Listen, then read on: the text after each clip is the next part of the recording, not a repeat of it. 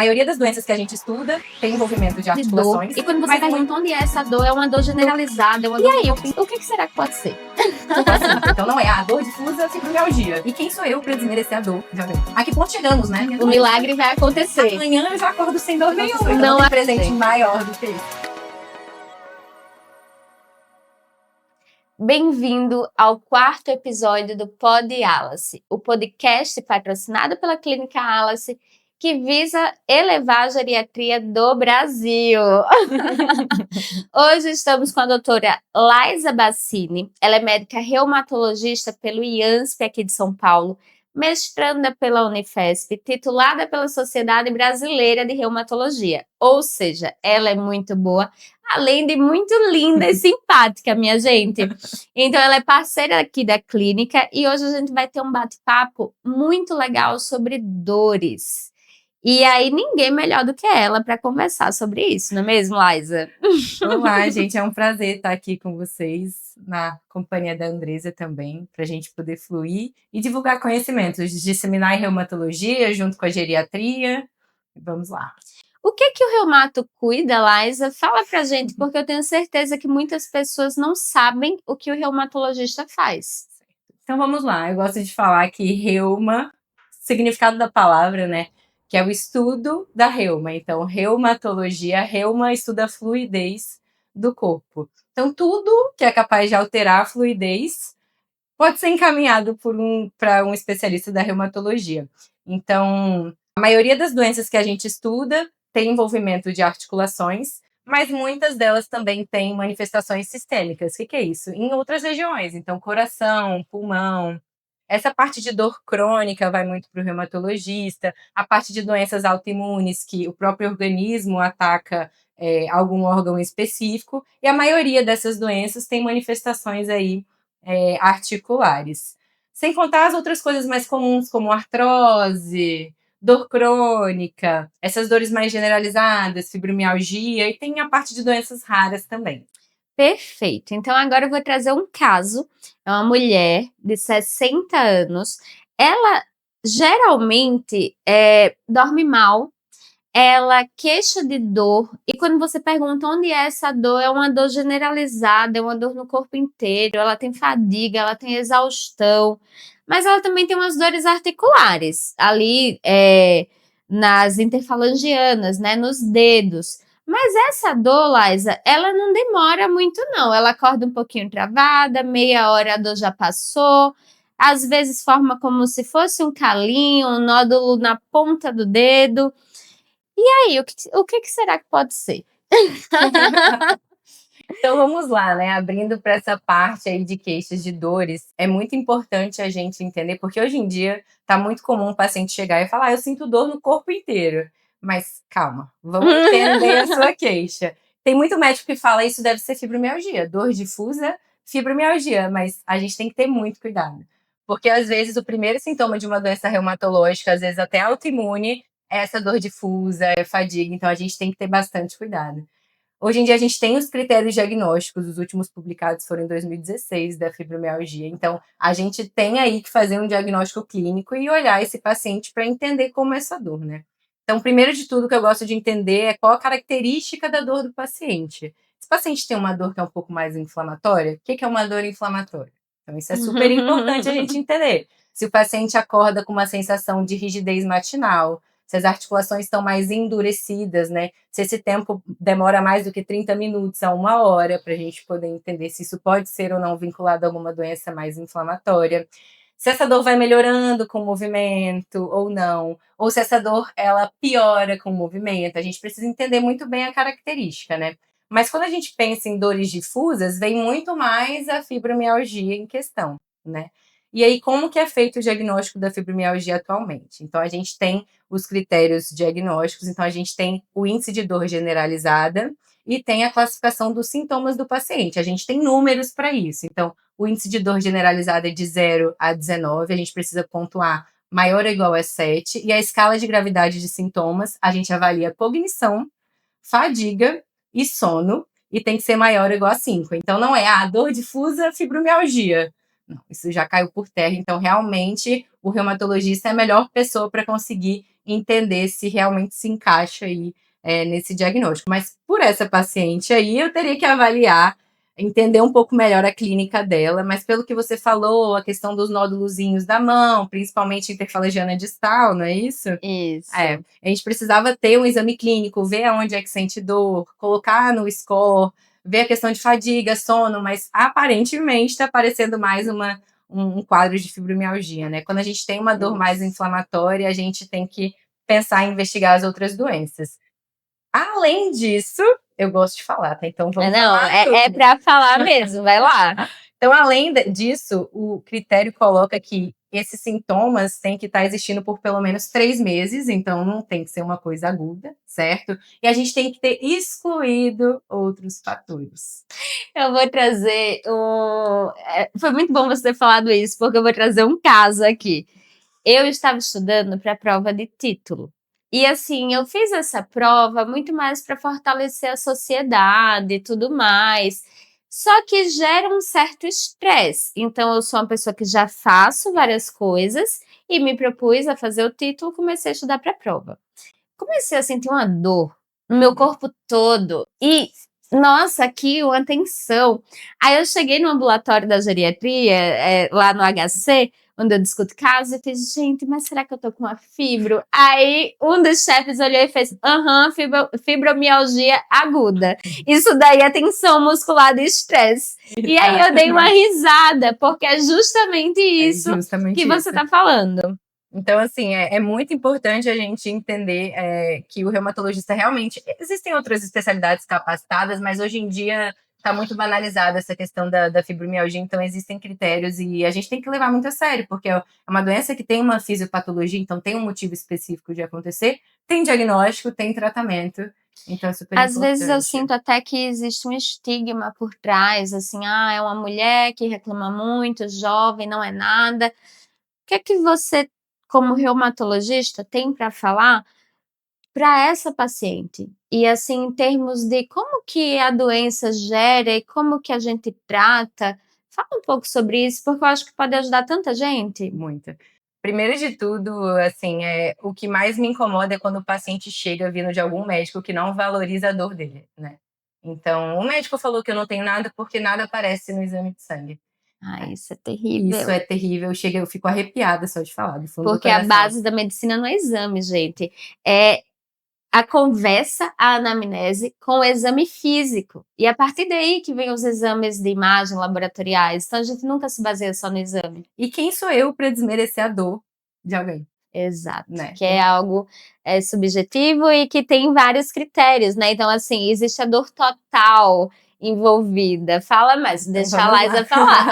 Imagina o impacto na qualidade de vida. Então, o paciente, muitas vezes, quando chega para um reumatologista, ele já passou por muitos outros médicos, justamente porque ninguém sabe referenciar o que o reumatologista faz, né? Então, esse paciente já chega com um nível de estresse muito alto, porque já está sentindo dor por muito tempo. Então, na verdade, o que ele quer é alguém para entender, compreender a dor que ele sente, valorizar. Olha aqui, a que ponto chegamos, né? Um médico valorizar a dor do paciente. Isso para mim é o óbvio, é o básico, né? Então, quando o paciente chega, ele já passou por um estresse muito grande. Às vezes, só o fato de você ficar um pouco de tempo escutando sobre a dor dele, ele já fala, olha no seu olho, você é a primeira pessoa que está valorizando a minha dor. E a pessoa sai com menos dor da consulta. Com menos dor da consulta, Então, assim, hoje em dia a gente encara a fibromialgia como uma síndrome mesmo. Então, você tem que olhar o paciente como um todo. Não é só a dor que ele sente. É o paciente que não está dormindo mal. É o paciente que tem fadiga, que tem vários transtornos cognitivos, esquecimentos. Que muitas vezes as pessoas diagnosticam, tem TDAH. Porque é muito mais fácil falar, né? Eu tenho TDAH. Mas na verdade é um sintoma cognitivo, são esquecimentos que estão ficando mais frequentes. É paciente que tem mais síndrome do intestino irritável, síndrome de bexiga dolorosa, enxaqueca. Como que um paciente desse vai ter uma qualidade de vida, sendo que nem o médico valoriza a dor dele, né? Exatamente. E a dor tem o componente, né, que a gente fala de dor total. Então, o que é a dor total, Laísa? Então, na verdade, a gente tem alguns motivos e alguns fatores assim para explicar a fibromialgia. Não é só a questão da dor difusa. Então, por exemplo, um paciente que tem uma artrose grave no joelho, ele tem um motivo para estar sentindo aquela dor. naquele momento. Uhum, Essa uhum. dor que tem um componente, a gente chama de dor nociceptiva. Então ele tem um Ou motivo seja, para. levou uma pancada, pegou a inflamação, Exatamente. algo assim, essa dor nociceptiva que eu tô vendo o motivo dela existir. Exatamente. Só que ao mesmo tempo, as nossas fibras sensitivas têm uma capacidade absurda de interpretar a dor. Ou seja, todas, eu gosto de explicar para os pacientes, é tanto tempo sentindo aquela dor nociceptiva, nociceptiva, nociceptiva. E aí as fibras todas em volta, perto do joelho, começam a interpretar que ele está sentindo dor. E aí vira uma dor que a gente chama de nociplástica, né? Ou seja, ele não quer mais esquecer que você tem dor, mesmo que o estímulo não esteja mais lá, Exatamente. a dor continua existindo, porque os seus Exatamente. nervos foram sensibilizados para isso ao longo do tempo. E um dos motivos da gente precisar tratar as dores agudas é justamente evitar essa sensibilização que pode ocorrer e Perfeito. transformar uma dor em crônica. Perfeito, perfeito. Então, assim, pode tudo começar de uma dor nociceptiva, sim, mas tem pacientes que começam mesmo com a dor generalizada. Então, o que a gente avalia são os quadrantes. Hoje em dia, a gente também usa um critério que é de dor total, que você falou que é de dor generalizada. Então, a gente pega toda a parte de membro superior esquerdo, membro superior direito, membro inferior direito e membro inferior esquerdo e axial. Então, nos critérios também entram que tem que ter pelo menos 4 de 5, para a gente não levar tanto em consideração essas dores mais regionais, que têm outros diagnósticos diferenciais importantes. Quando eu falei também de dor total, eu quis trazer o componente físico, mas o componente emocional e psicossocial que está envolvido na dor. Então, sabe essa história que algumas pessoas são mais sensíveis à dor? Então, muitas vezes é um paciente que está deprimido, está ansioso, é um paciente que está vivendo uma situação muito difícil na vida e uma dor que talvez em outra situação fosse menor, ela acaba tendo uma magnitude maior por esse outro componente psicológico, psicossocial que É porque a existe. gente sabe que esse fator psicossocial ele gera uma desregulação muito importante nas nossas vias de sinalização mesmo, na questão de neurotransmissores. Então, serotonina, noradrenalina, que estão muito bem relacionados com a fisiopatologia da doença. Então, realmente, os pacientes que passaram por muitos momentos difíceis, perda de parentes, ou transtorno de estresse pós-traumático, a gente sabe que isso é um componente muito importante. Inclusive, os pacientes mesmo relatam: olha, eu estou passando por um momento de estresse e realmente eu estou sentindo que minha fibromialgia está muito pior. Ou às vezes o fato de dormir uma noite mal, ela acorda no dia seguinte com uma dor muito pior. Então, é muito importante a gente perguntar também para o paciente: você sente que quando você está mais estressada, essa dor piora? Ou quando você dorme mal? Ou quando você não pratica atividade física?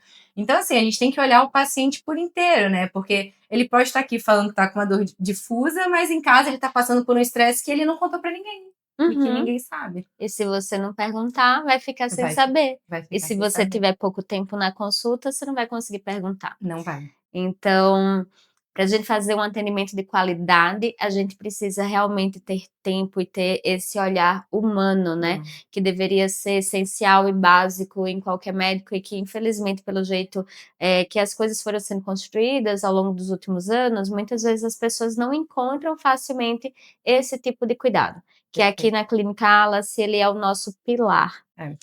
E em relação ao tratamento, eu gostaria de falar um Isso, pouco. eu quero agora que ela fale sobre tratamento da fibra, se a Ai. gente vai dar remédio, se a gente vai fazer terapias alternativas, o que que a gente pode fazer para melhorar.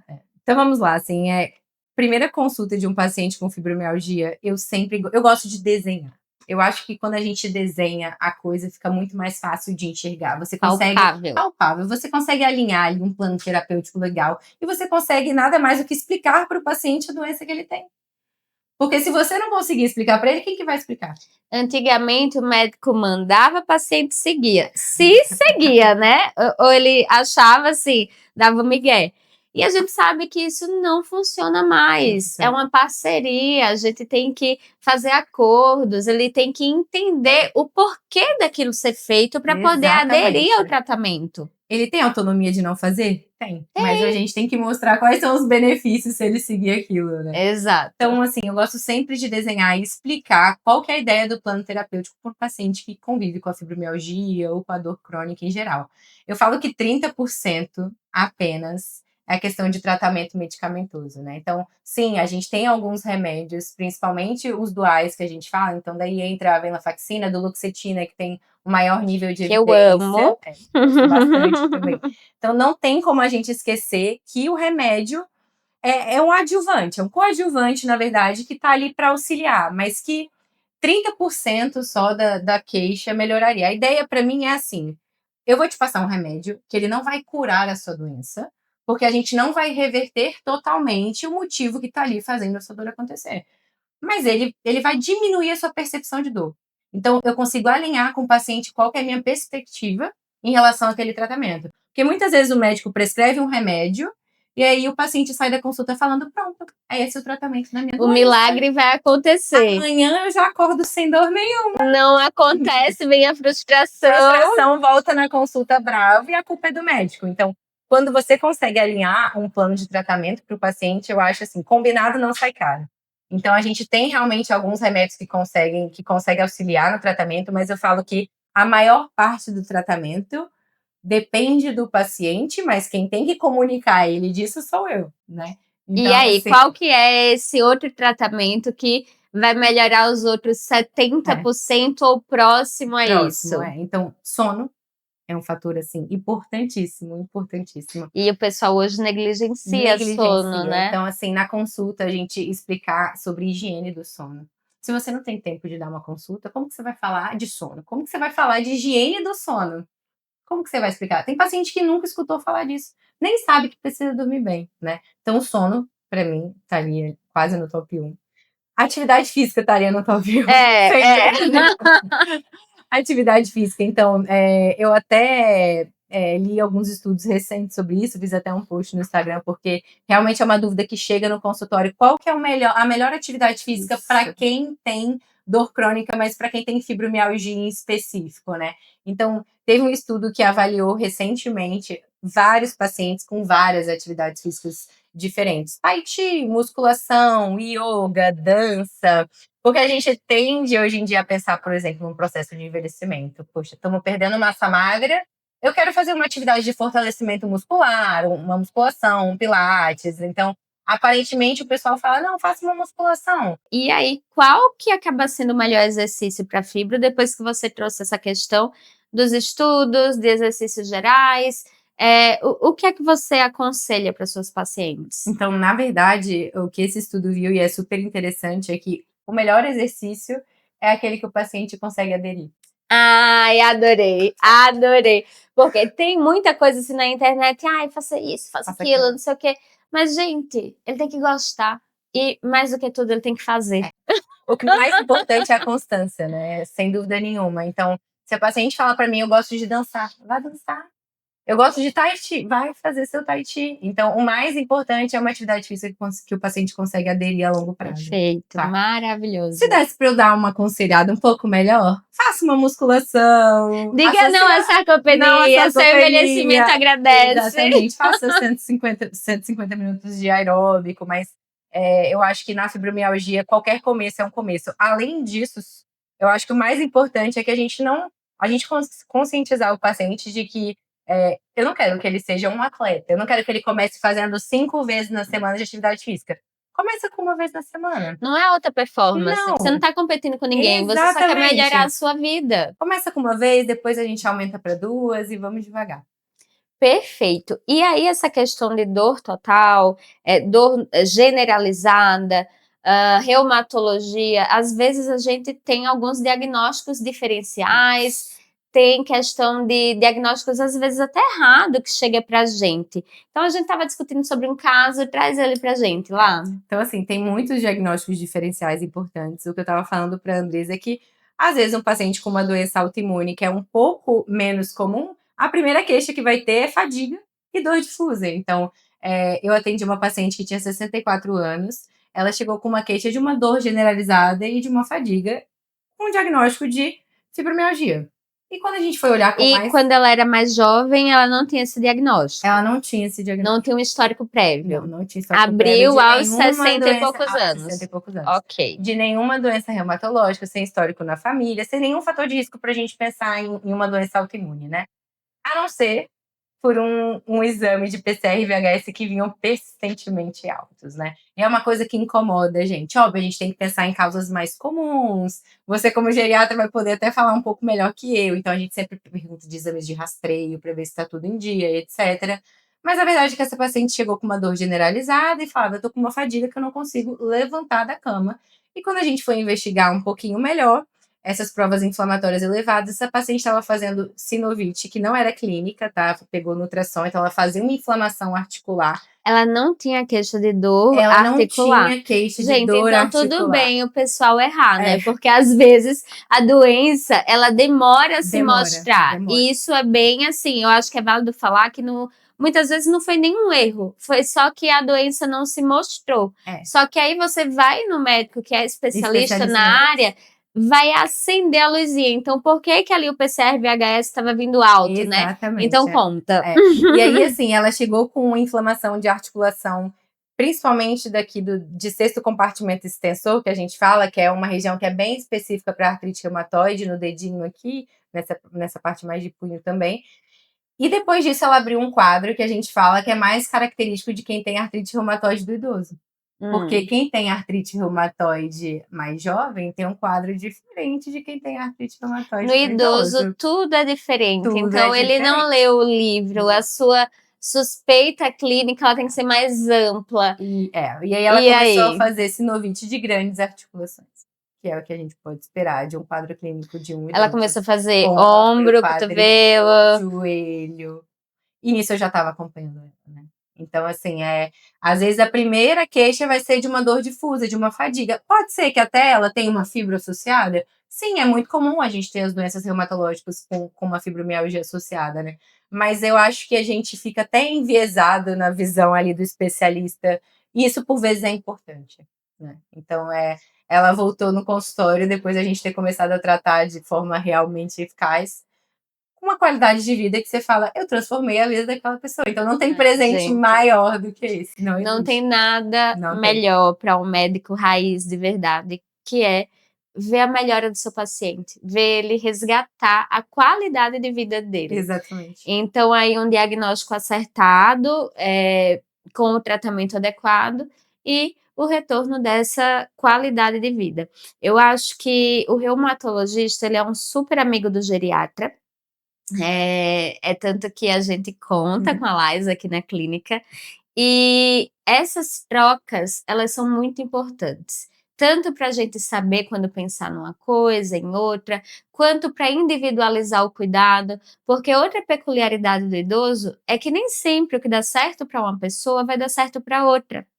Então, a gente precisa de um plano terapêutico mesmo, de um planejamento, de um follow-up, de um segmento, seja em consultório, seja fora, para a gente poder chegar, de fato, em vias de ajudar o paciente, né? Entender o que vai ajudar o paciente. Você gostaria de trazer algo a mais lá? Não, acho que já é uma felicidade estar aqui, assim, eu falo que se eu pudesse disseminar a reumatologia pelo mundo, para mim seria um presente, assim, no estalar de dedo, todo mundo entender o que o reumatologista faz. Eu acho que realmente é uma especialidade que as pessoas conhecem pouco e os pacientes demoram para chegar até nós. Então, eu sou muito feliz fazendo o que eu faço e muito feliz por fazer parte aqui dessa equipe incrível e que faz uma medicina de confiança de verdade. E eu feliz de ter você aqui. Fala pro pessoal onde eles te encontram e te acham. Tá certo. Então, eu atendo aqui na Clínica Alice, eu tenho meu site e no meu Instagram, que é doutora Laisa Bassini. Gente, o Instagram dela tá imperdível, tá? Então, trazendo bastante conteúdo relevante e ajudando as pessoas ali que têm problemas reumatológicos. Eu acho que levar conhecimento para as pessoas, um conhecimento sólido, é algo que transforma vidas. Então, parabéns, Laisa. Informação é tudo, né? Informação é tudo. Muito obrigada por ter vindo. Estamos encerrando aqui o episódio. Se você gostou, manda para os seus amigos. Se você não gostou, manda para os inimigos. E a gente se vê no próximo episódio. Tchau, tchau.